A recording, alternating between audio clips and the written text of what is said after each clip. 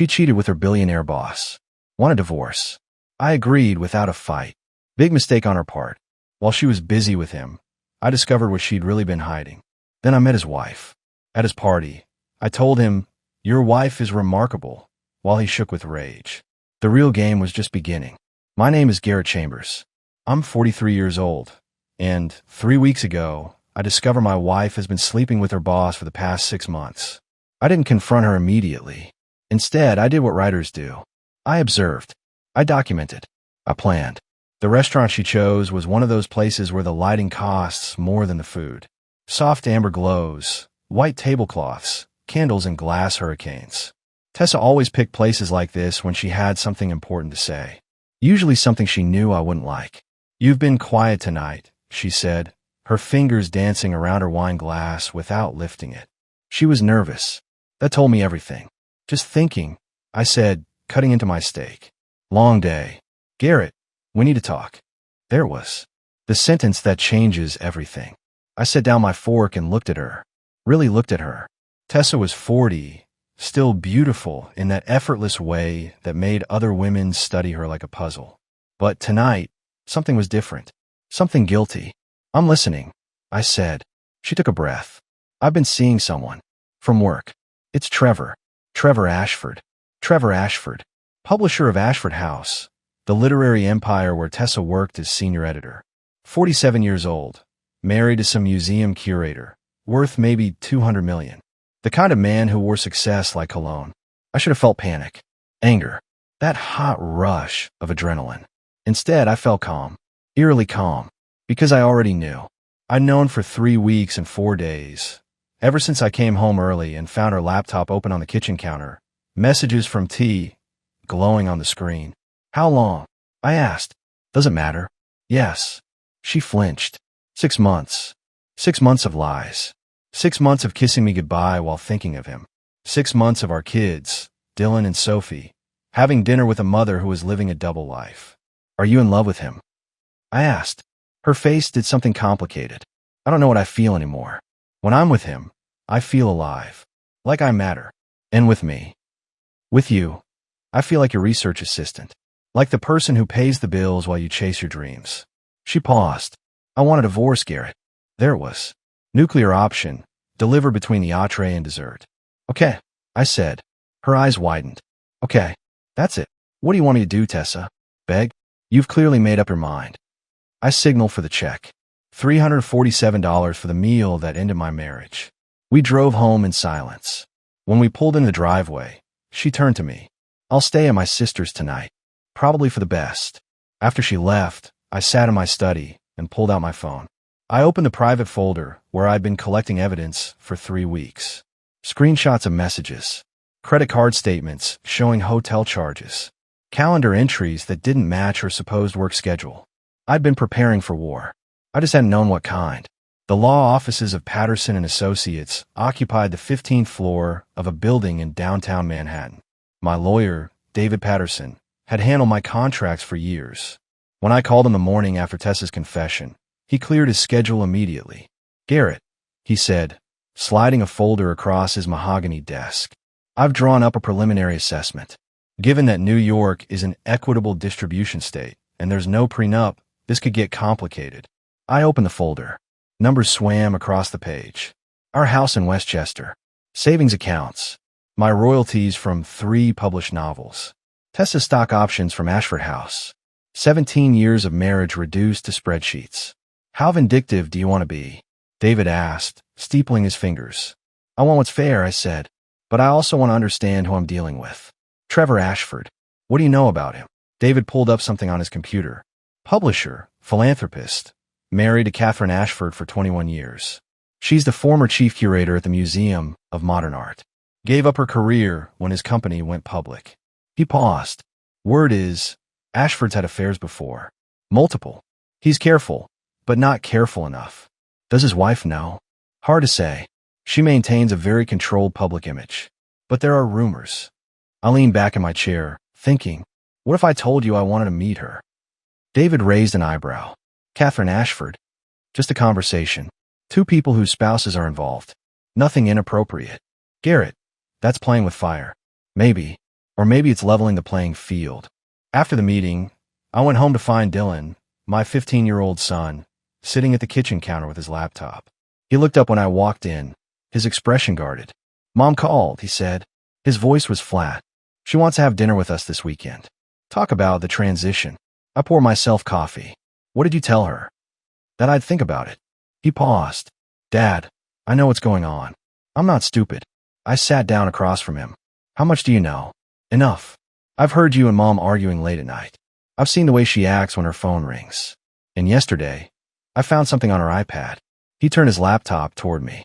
On the screen was a messaging app one didn't recognize. She didn't log out. I saw messages between her and someone called T. They're not exactly subtle. My chest tightened. "Dylan, I'm sorry you had to see that. Are you guys getting divorced?" "Yes." He nodded slowly. "Good. She doesn't deserve you." His jaw clenched. "Or us." That night, I couldn't sleep. I kept thinking about what David had said.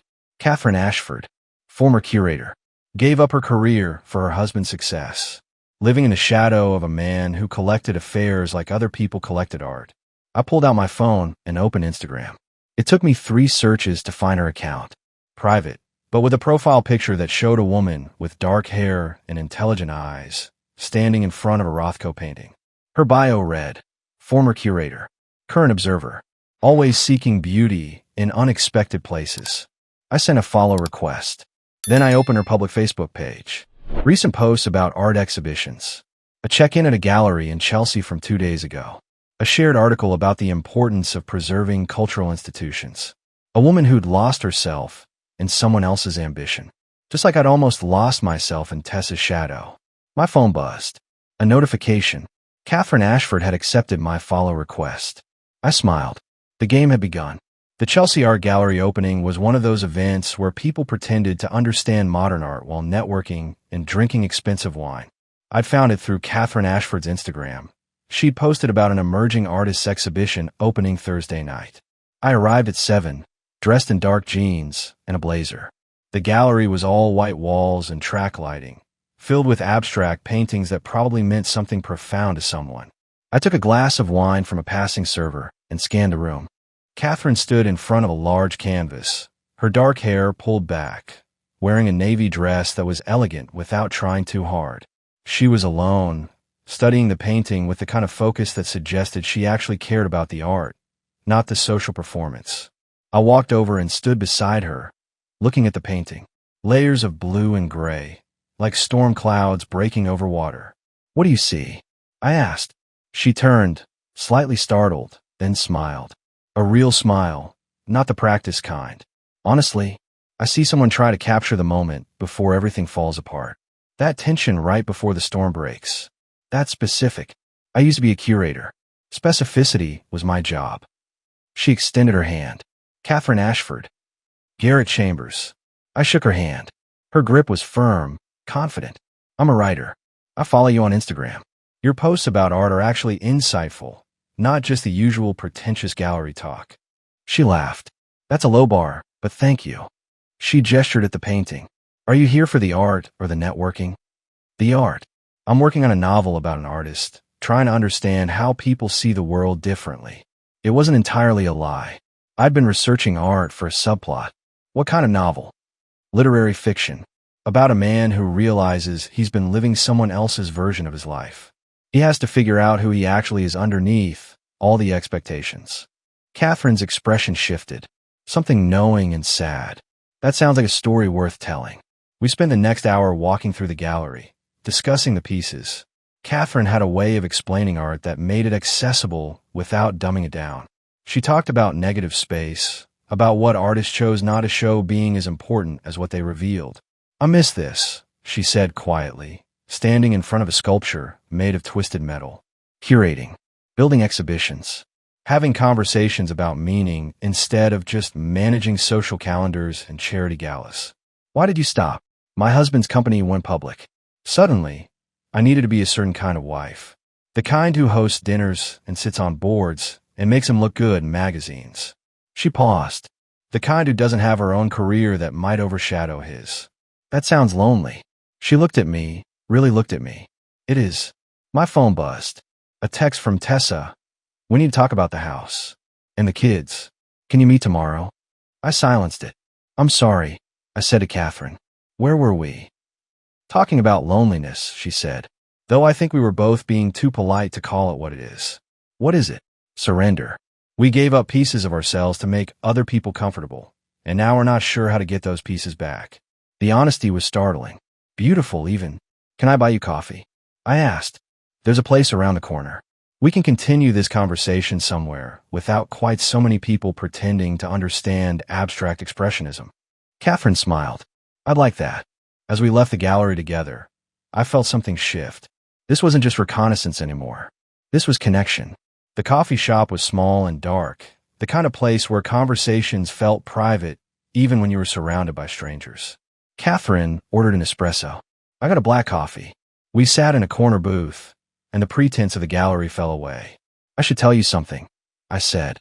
I didn't find that gallery opening by accident. I followed you on Instagram because I wanted to meet you. Catherine's expression didn't change. I know. You know, Garrett, I'm not naive. A writer I've never heard of suddenly follows me, shows up at a gallery I posted about, and just happens to be charming and insightful. She sipped her espresso. I looked you up while you were getting our drinks. 3 published novels, moderate success, and married to Tessa Chambers, senior editor at Ashford House. My husband's company. My chest tightened. I can explain. Please do.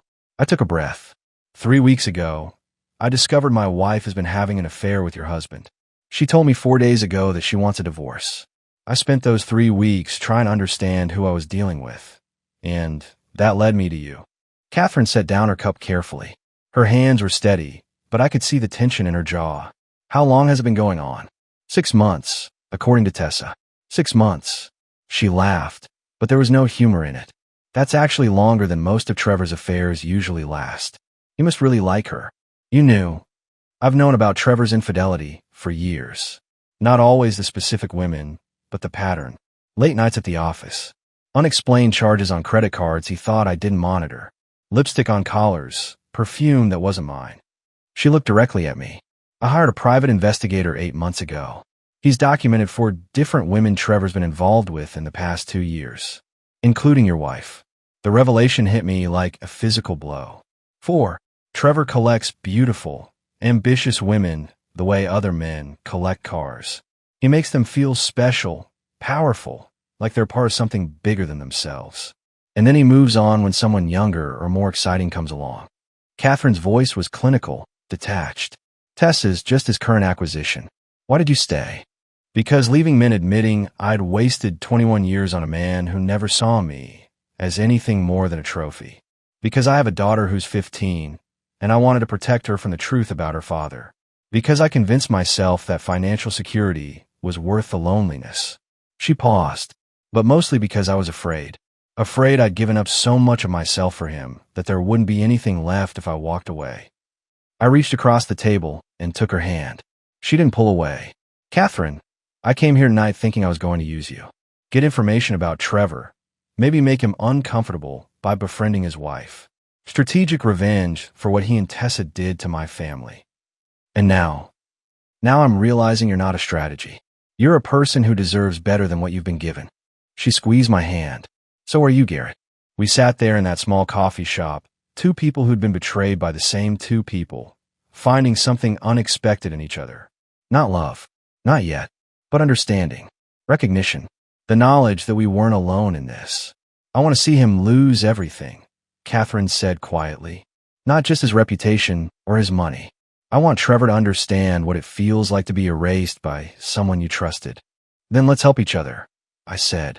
No more secrets. No more pretending. We build our cases together, support each other through the divorces, and make sure they both understand exactly what they've thrown away. Catherine nodded.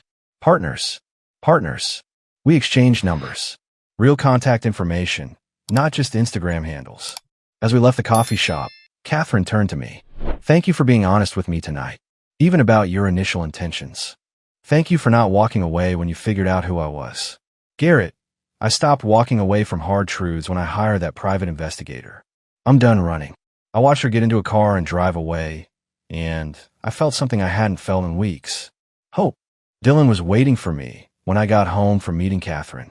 He sat at the kitchen counter, his laptop open, looking like he had something to say. "Dad, we need to talk," he said. I poured myself water and sat across from him. "What's on your mind?" He turned his laptop toward me.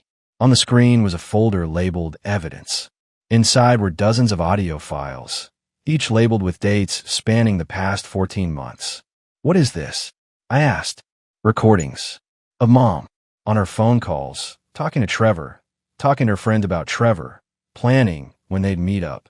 His voice was steady, but I could see the tension in his shoulders. "I started recording about a year ago. I knew something was wrong. The way she'd light up when her phone rang, the way she'd leave rooms to take calls, how she started dressing differently. So I set up an app on her iPad that records when certain keywords are mentioned."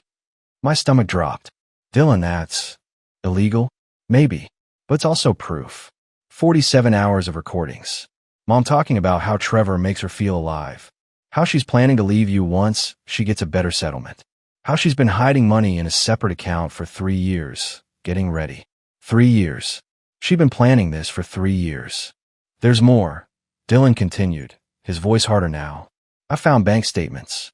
Mom's been transferring money from a joint account to a private one. Small amounts, a few hundred here and there, but it adds up.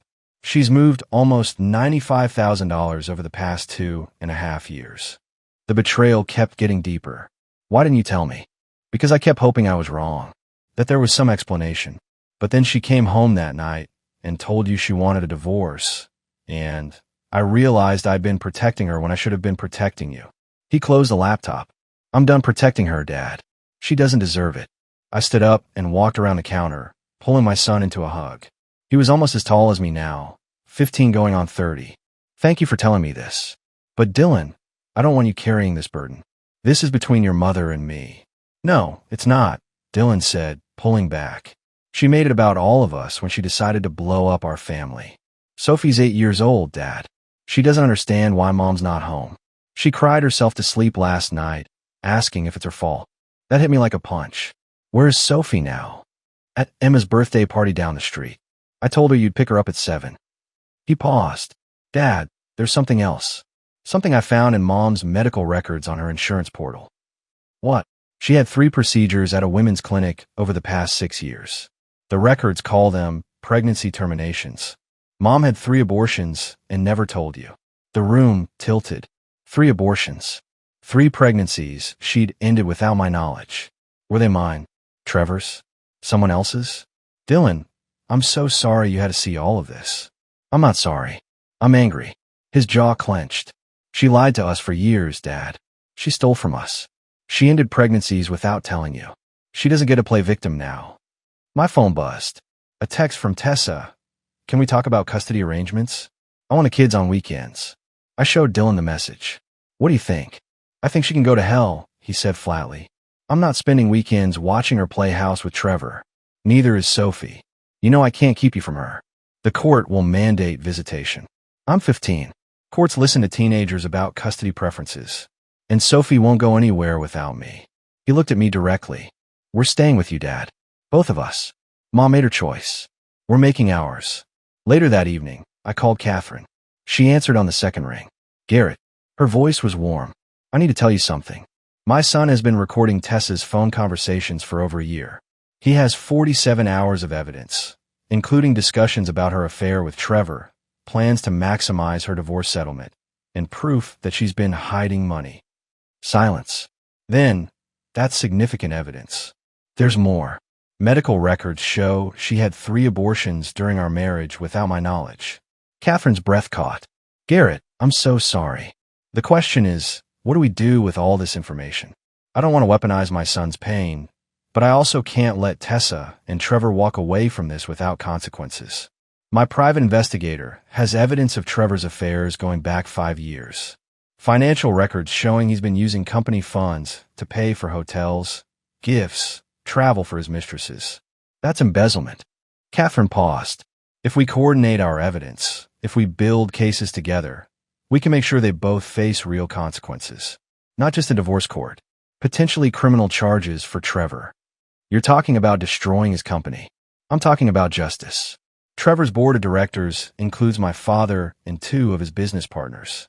If they knew he was embezzling company funds for personal affairs, they'd remove him immediately.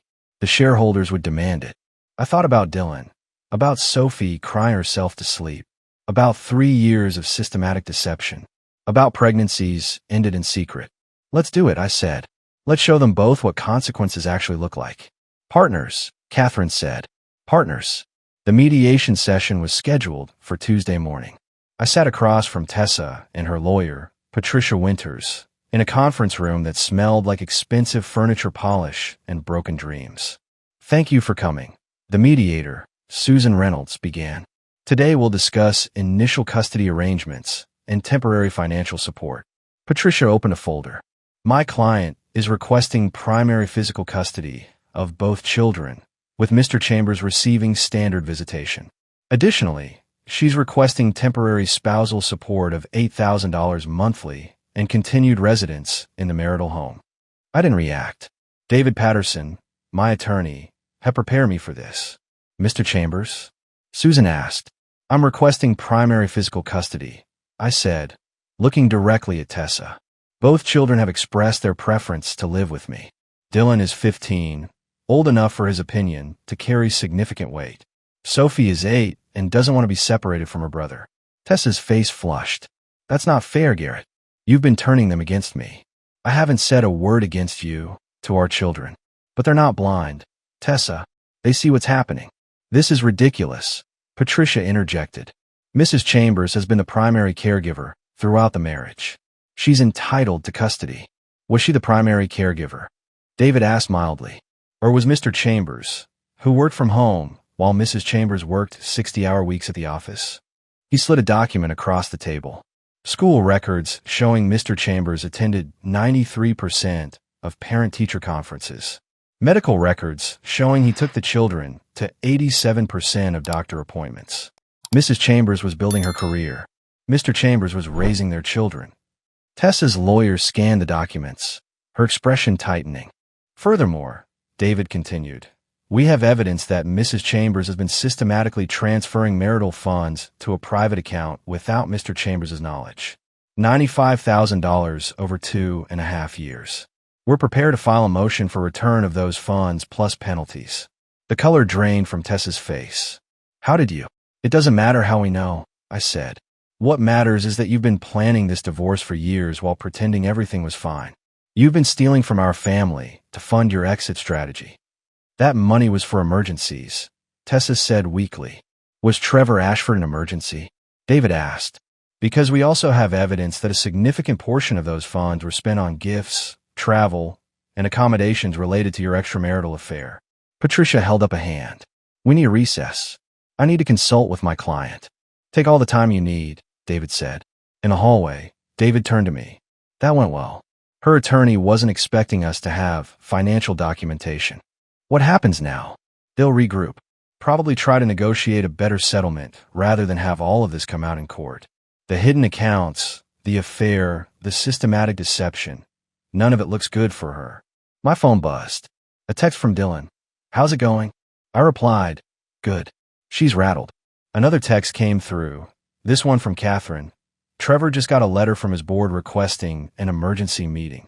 My father made sure they received copies of the expense reports showing company funds used for personal purposes. He's panicking. I smiled. The pieces were falling into place. 15 minutes later, we reconvened.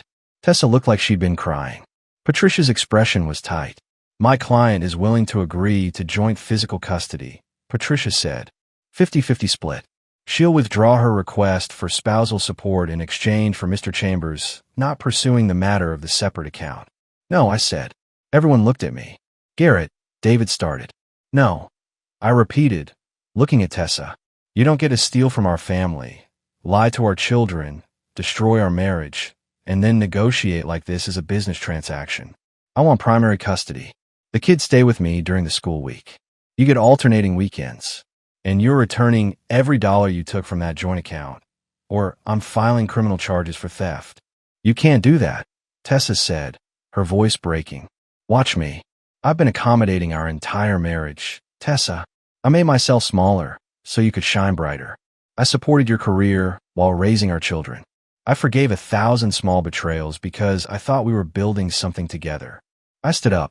But I'm done being accommodating. You made your choice. Now live with the consequences. I walked out of the mediation, David hurrying to catch up with me. Garrett, that was risky. I know. But I'm tired of playing defense. It's time to show her who she's actually dealing with. Trevor Ashford's emergency board meeting happened 3 days after our mediation. Catherine called me that evening, her voice electric with satisfaction. It's done, she said. The board voted to suspend Trevor pending a full financial audit. My father presented evidence of over $340,000 in company funds used for personal expenses. Hotels, jewelry, travel, all for his affairs. $340,000. I whistled. That's more than I expected. Trevor's been doing this for years. He thought he was untouchable. Catherine paused. The board also discovered he gave Tessa a promotion last year that came with stock options worth about $200,000. The timing coincided with the start of their affair. That's a conflict of interest violation. Can they take the options back? They're reviewing all compensation decisions Trevor made without proper board approval. Tessa's promotion is at the top of the list. Catherine's voice softened. How are you doing? I know this is a lot. I'm managing. Dylan and Sophie are my priority right now. Dylan's angry, which I understand. Sophie just wants things to go back to normal, which breaks my heart because I can't give her that. I'd like to meet them, if you're comfortable with that. The suggestion surprised me. You want to meet my kids? I want to know the people who matter to you, but only if you think they're ready. I thought about it. Dylan knew about Catherine, knew I'd been meeting with Trevor's wife to coordinate our divorces. Sophie didn't know the details yet, just that mommy and daddy were separating. Let me talk to Dylan first, I said. See how he feels about it. That night, I found Dylan in his room, headphones on, working on homework. He pulled them off when I knocked. What's up, Dad? Catherine Ashford wants to meet you and Sophie. I wanted to see how you felt about that. Dylan set down his pencil. Trevor's wife? The one helping you with the divorce? Yes. We've been coordinating our evidence, supporting each other through the process. She's become a friend. Just a friend. I sat on the edge of his bed. Honestly, I don't know what she is yet. We're both going through divorces. We're both trying to figure out who we are outside of our marriages. But yes, she matters to me. Dylan nodded slowly. Does she make you happy? She makes me feel like I'm not alone in this. Like someone actually sees me. Then I'll meet her. But Dad, if she hurts you, I'm going to be pissed. I laughed. Fair enough. 2 days later, Catherine came to the house for dinner. I told Sophie we had a friend visiting. Nothing more. She was too young for the complications. Catherine arrived at 6, carrying a bag from a local bakery. I brought dessert, she said. I didn't know what kids liked, so I got an assortment. Dylan came down the stairs, sizing Catherine up with the intensity of a teenager protecting his father. She met his gaze directly. Dylan, she said, extending her hand. I've heard a lot about you. Your dad says you're the smart one. He talks about me. Dylan asked, shaking her hand. Constantly. About how you've been holding the family together. How you're mature beyond your years. How proud he is of you. Catherine smiled. Those are hard shoes to fill, but it sounds like you're managing. Dylan's defensive posture softened slightly. Thanks. Sophie bounded into the room, all energy and curiosity. Hi, I'm Sophie. Are you Dad's friend? I am, Catherine said, crouching down to Sophie's level. My name is Catherine. I brought cookies. Want to help me set them out? Yes. Sophie grabbed Catherine's hand and dragged her toward the kitchen. Dylan watched them go, then turned to me. She's not what I expected. What did you expect? I don't know. Someone more calculated. She seems genuine. She is. We had dinner together. Pasta, salad, nothing fancy. Catherine asked Sophie about school, listened to her talk about her friends and her art projects. She asked Dylan about his college plans, his interest in computer science. She was present, engaged, real. After Sophie went to bed, Dylan excused himself to do homework. Catherine and I sat in the living room, wine glasses in hand.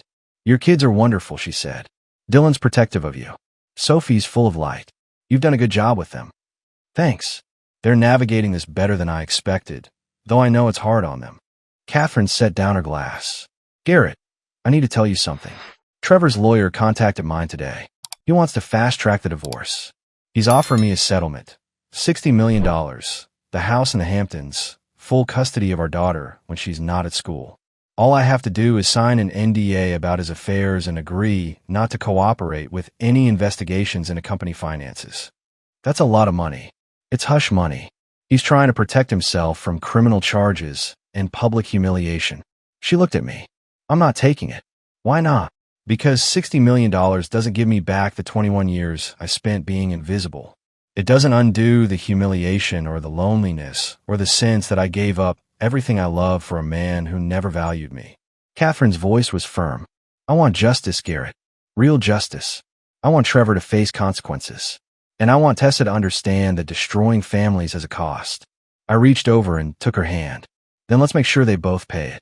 The literary gala was one of those events where New York's publishing elite gathered to celebrate themselves. Ashford House was hosting, launching 3 major books simultaneously. Trevor would be there. Tessa would be there. And Catherine had 2 invitations. Are you sure about this? I asked Catherine as we stood outside the venue, a converted warehouse in Soho with industrial lighting and exposed brick. She looked stunning in a red dress that Trevor had always hated, had told her was too bold, too attention-seeking. Tonight, she wore it like armor. I'm sure, Catherine said, taking my arm. Trevor needs to see that I'm not hiding, that I'm not ashamed, that I've moved on. Inside, the party was already in full swing. Writers, agents, editors, all mingling with champagne glasses and calculated conversation. I spotted Tessa across the room, standing next to Trevor, wearing the emerald dress she knew made her eyes look striking. She saw me at the same moment I saw her. Her face went white. Trevor followed her gaze. When he saw Catherine on my arm, his expression shifted from surprise to fury. He started walking toward us, Tessa trailing behind. Catherine, Trevor said, his voice tight with barely controlled anger. What are you doing here? Attending a literary event, Catherine said smoothly. I was invited. You remember Garrett Chambers, don't you? Award-winning novelist. I've been consulting with him on a project. Trevor's eyes narrowed. He looked at me like he was trying to place me. Chambers. That name sounds familiar. It should, I said. My wife works for you. Tessa Chambers. Senior editor. The recognition hit Trevor's face. Then the calculation. He looked between Catherine and me, putting the pieces together. You too. Trevor started. Our friends, Catherine finished. We met in an art gallery. Discovered we had common interests. Shared experiences. She smiled sweetly. Garrett's been teaching me about the publishing world. I'm thinking of getting back into curation. Perhaps opening my own gallery. Tessa stepped forward, her voice low and urgent. Garrett, can we talk privately? I don't think we have anything to discuss that Catherine and Trevor can't hear. I said. Please, Tessa said, and I heard desperation in her voice. Fine. 5 minutes. I turned to Catherine. I'll be right back. Tessa led me to a quiet corner. What are you doing? With her. Having a conversation. Building a friendship. What does it look like? It looks like you're trying to get revenge by cozying up to Trevor's wife. Revenge. I laughed. Tessa, I don't need revenge. You and Trevor are destroying yourselves just fine without my help. I'm just making sure I have a front row seat. The board suspended Trevor today. They're investigating his finances. Catherine's father is leading the charge. I know. Catherine told me. Tessa's face flushed. You're working together. Coordinating against us. We're supporting each other through our divorces. There's a difference. I leaned closer. But here's what you need to understand. You don't get to blow up my life, steal from our family, lie to our children, and then dictate who I spend time with. I'm done being the accommodating husband. This is who I am now. Garrett, please. Save it. I need to get back to Catherine. We have a party to enjoy. I walked away, leaving Tessa standing there looking lost. When I reached Catherine, she was talking to an art dealer, discussing a potential exhibition space. She looked alive, engaged, nothing like the invisible wife she'd been. Trevor approached us again, this time alone. His face was red, his hands clenched at his sides. Stay away from my wife, he said to me, his voice low and threatening. Your wife. Catherine interjected. Trevor, we're getting divorced. Or did you forget that part when you were too busy sleeping with your employees? Catherine, this isn't the place. No, it's the perfect place. All your colleagues, your business partners, watching you realize that you've lost control. She stepped closer to him. I know about the embezzlement, Trevor. I know about all of it. And soon, everyone else will too. Trevor's face went from red to pale. You're bluffing. Am I? Catherine turned to me, smiling. Garrett, didn't you say you want to get some air? This party's getting a bit stifling. Absolutely, I said, offering her my arm. As we walked toward the exit, I leaned close to Catherine and whispered, Your wife is remarkable, Trevor. Absolutely remarkable. I felt Trevor's eyes boring into my back as we left. Could sense his rage from across the room. Catherine squeezed my arm. That felt good, she said. It looked good too. Outside, Catherine turned to me, her eyes bright. Thank you for coming tonight. For standing with me. Thank you for inviting me. For letting me be part of your revolution. She kissed my cheek. This is just the beginning, Garrett. Wait until they see what comes next. Trevor Ashford's fall happened faster than anyone expected. 3 weeks after the literary gala, the board of Ashford House voted unanimously to remove him as publisher. The financial audit revealed systematic misuse of company funds totaling over $400,000 spanning 5 years. Criminal charges were filed. Catherine called me the day the news broke. It's over, she said. Trevor's out. The company's installing an interim publisher while they search for permanent replacement. How do you feel? Vindicated. Exhausted. Free. She paused. Garrett, there's more. Tessa was fired this morning. The board reviewed her promotion and determined it violated company policy. They're revoking her stock options and demanding she return the bonus she received. I thought about Tessa, about the woman who'd traded our marriage for power and status, now losing both. I should feel something. Satisfaction, maybe, but I just feel empty. That's because you're a good person. You don't take pleasure in others' pain, even when they deserve it. The divorce was finalized 2 weeks later. I got primary custody of Dylan and Sophie. Tessa got alternating weekends. The hidden money was returned, plus penalties. The house would be sold, proceeds split evenly. My royalties remain mine. Her stock options, now worthless, were hers. Dylan took the news calmly. Sophie cried, but recovered quickly. Kids are resilient in ways adults forget. Catherine's divorce moved slower. Trevor contested everything, hired expensive lawyers, tried to drag it out. But the evidence was overwhelming. The affairs, the embezzlement, the systematic deception. In the end, he settled. Catherine got $80 million, the Hamptons house, and full custody of their daughter. What will you do now? I asked her over dinner at her place, 3 months after Trevor's firing. I'm opening a gallery, Catherine said, her eyes bright. Contemporary art, emerging artists. I've already found a space in Chelsea. I start renovations next month. That's incredible. What about you? Any new projects? I'm writing again. Actually writing, not just going through the motions. A novel about second chances and finding yourself after everything falls apart. Catherine smiled. Art imitating life? Something like that. She reached across the table and took my hand. Garrett, I want to be clear about something. I care about you. These past months, you've been more than a partner in revenge. You've been a friend, someone who sees me. I care about you too, Catherine, more than I expected to. But we're both still healing, still figuring out who we are outside of our marriages. I don't want to rush into something and mess it up. I agree completely. So let's take our time. Build something real instead of something reactionary. I'd like that. 6 months later, Catherine's gallery opened to critical acclaim. I was there, along with Dylan and Sophie. We stood in front of a painting, a landscape of storm clouds breaking over water, and Catherine explained the artist's vision. Sophie tugged my sleeve. Dad, is Catherine your girlfriend?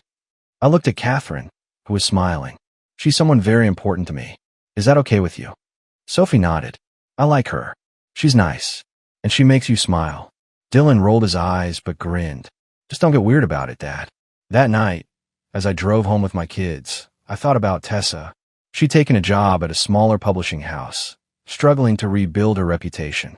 Trevor was facing trial for embezzlement. Both of them had gotten exactly what they'd earned. But I wasn't thinking about them anymore. I was thinking about Catherine, about the life we were building slowly, carefully, about Dylan and Sophie, resilient and strong, about the novel I was writing, the best work I'd ever done. Tessa had wanted me to feel small. Instead, I'd learned to take up space. She'd wanted me to break. Instead, I'd rebuilt myself into something stronger. That was the real victory. One year after Tessa asked for a divorce, I stood in Catherine's gallery at the opening of her second major exhibition. The space was crowded with collectors, critics, and art enthusiasts. Catherine moved through the room with confidence, explaining pieces, introducing artists, being exactly who she was meant to be. Dylan was talking to one of the artists, asking intelligent questions about technique. At 16, he developed an interest in digital art, was applying to colleges with strong computer graphics programs. He'd forgiven Tessa, eventually, but he lived with me full-time now. His choice, Sophie, now 9, was sketching in a corner, capturing the gallery scene in her notebook. She'd started art classes, discovered she had talent. She still saw Tessa on weekends, but the relationship was different now. Cautious. Rebuild on new terms. Catherine found me by the window. What are you thinking about? How far we've come. A year ago, we were both trapped in marriages that were killing us slowly. Now look at us. You publish a novel that got starred reviews. I have a successful gallery. Our kids are thriving. She smiled. We did pretty well for two people who were supposedly too damaged to start over. What happened to Trevor? I asked. I hadn't followed the news in months. Convicted on 3 counts of embezzlement. Sentenced to 18 months in federal prison. He starts next month. Catherine's voice was matter-of-fact. Tessa testified against him, trying to distance herself from the whole thing. Did it work? Not really. Her reputation in publishing is ruined. Last I heard, she was working as a freelance editor, barely making ends meet. I should have felt satisfaction. Instead, I just felt tired. I don't want to talk about them anymore. They're not part of our story. No, they're not. Catherine took my hand. Garrett, I want to ask you something. My daughter is coming home from boarding school for the summer. I'd like her to meet you. Officially. As someone important in my life. I'd like that. Dylan and Sophie could meet her too. Maybe we could all have dinner together. A blended family dinner. That's terrifying. Everything worth doing is terrifying. Catherine laughed. When did you become so wise? Around the time I stopped letting other people define my worth. As the evening wound down, Catherine and I stood on the gallery steps, watching people leave. The night was warm, the city alive around us. Thank you, Catherine said. For what? For seeing me when I was invisible. For standing with me when I decided to fight back. For being patient while I figured out who I was again. Thank you for the same things. She kissed me, soft and real. Not desperate or reactionary. Just honest. I love you, Garrett Chambers. I'm not sure when it happened, but I do. I love you too, Catherine Ashford. We stood there, two people who'd been destroyed and rebuilt themselves, who'd found each other in the wreckage and built something beautiful from the broken pieces. Dylan and Sophie came out of the gallery, ready to go home. Catherine's assistant was locking up behind them. Ready? I asked my kids. Yeah, Dylan said. But can Catherine come to dinner tomorrow? I want to show her the animation project I've been working on. I'd love to, Catherine said. As we walked to our cars, Sophie slipped her hand into Catherine's. Will you teach me about art? Like you teach other people. Absolutely. We'll start this weekend if you want. I watched them together, my daughter and this woman I loved, and felt something I hadn't felt in years. Complete peace. Tessa had destroyed our marriage, trying to find herself in someone else's power. But I'd found myself in the aftermath. Found strength, purpose, love. The best revenge wasn't destroying her. It was building something better than what we'd had. And I had.